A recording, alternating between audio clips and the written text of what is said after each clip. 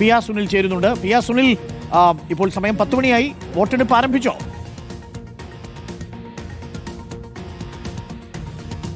അരുൺ, ഉപരാഷ്ട്രപതി തെരഞ്ഞെടുപ്പിനുള്ള വോട്ടെടുപ്പ് ആരംഭിച്ചിരിക്കുകയാണ്. പ്രധാനമന്ത്രി നരേന്ദ്രമോദി ഇപ്പോൾ ആദ്യ വോട്ട് രേഖപ്പെടുത്തുന്നതിനായി ഇപ്പോൾ ഈ പോളിംഗ് ബൂത്തിലേക്ക് എത്തുകയാണ്. പാർലമെന്റിലെ 101 നമ്പർ പോളിംഗ് ബൂത്തിലാണ് വോട്ടെടുപ്പ് നടക്കുന്നത്.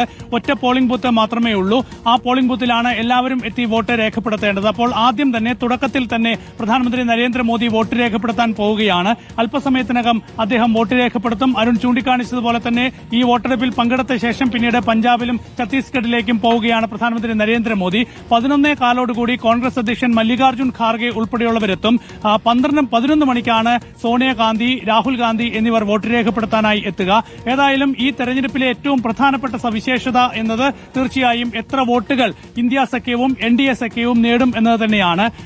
ആകെയുള്ള ഈ വോട്ടർ പട്ടികയിൽ ആകെയുള്ളത് 781 വോട്ടാണ്. അതിൽ ഇപ്പോൾ 12 വോട്ടുകൾ, അതായത് BRS-ന്റെയും BJD-യുടെയും അകാലിദളിന്റെയുമായി 12 വോട്ടുകളുണ്ട്. ആ 12 പേർ ഈ ഒരു വോട്ടെടുപ്പ് ബഹിഷ്കരിക്കാൻ തീരുമാനിച്ചിട്ടുണ്ട്. അതുകൊണ്ട് ആകെയുള്ള വോട്ടുകളുടെ എണ്ണം 769 കുറയുകയാണ്.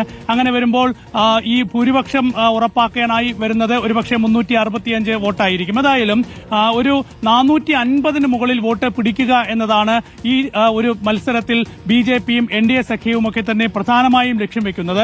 അങ്ങനെ 450 മുകളിൽ വോട്ടുകൾ പിടിക്കണമെങ്കിൽ തീർച്ചയായും ഇന്ത്യ സഖ്യത്തിലെ പല വോട്ടുകളും മറിയേണ്ട സാഹചര്യമുണ്ടാകും. അങ്ങനെ വോട്ടുകൾ മറിക്കും, ക്രോസ് വോട്ട് ഉണ്ടാകും എന്നൊക്കെയാണ് BJP അവകാശപ്പെടുന്നത്. അതേസമയം ഇന്ത്യ സഖ്യത്തിന്റെ വോട്ട് എന്ന് ഇപ്പോഴുള്ള അംഗബലം അനുസരിച്ച് 322 പേരാണ് ഇന്ത്യ സഖ്യത്തിലാകെയുള്ളത്, ആം ആദ്മി പാർട്ടി ഉൾപ്പെടെ. അപ്പോൾ അവരെല്ലാവരും ഒറ്റക്കെട്ടായി വോട്ട് രേഖപ്പെടുത്തിക്കൊണ്ട് ഇന്ത്യ സഖ്യത്തിന്റെ ഒരു ശക്തി തെളിയിക്കൽ കൂടിയാക്കി ഈ ഒരു തെരഞ്ഞെടുപ്പിനെ മാറ്റാനാണ് ഇന്ത്യ സഖ്യവും ശ്രമിക്കുന്നത്. അതേസമയം ഇന്ത്യ സഖ്യത്തെ ദുർബലപ്പെടുത്താനായി അവിടെ നിന്ന് കുറച്ച് വോട്ടുകൾ ചോർത്തിയെടുക്കാനുള്ള വലിയ നീക്കം NDA-യും നടത്തുന്നത്. അതിലും വാശിയേറിയ ആ പോരാട്ടമാണ് ആരംഭിച്ചിരിക്കുന്നത്. വൈകിട്ട് 5 മണി വരെയാണ് വോട്ടെടുപ്പ് നടക്കുന്നത്.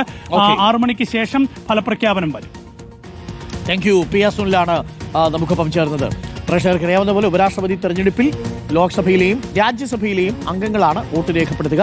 വോട്ടിംഗ് തുടങ്ങിക്കഴിഞ്ഞു. പ്രധാനമന്ത്രി അല്പസമയത്തിനുള്ളിൽ വോട്ട് രേഖപ്പെടുത്തി പഞ്ചാബിലേക്ക് പോകും. അവിടെ പ്രളയ സാഹചര്യമാണെന്ന് പ്രേക്ഷകർക്ക് അറിയാമല്ലോ.